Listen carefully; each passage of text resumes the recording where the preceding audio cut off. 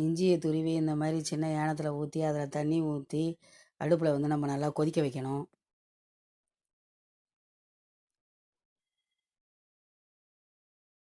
நல்லா கொதிக்க வச்சுட்டு அதை வந்து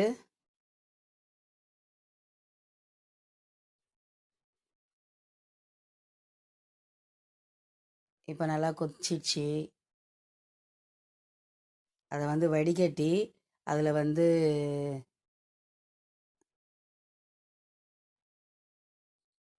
பனை வெல்லம் ஒரு 2 ஸ்பூன் அளவுக்கு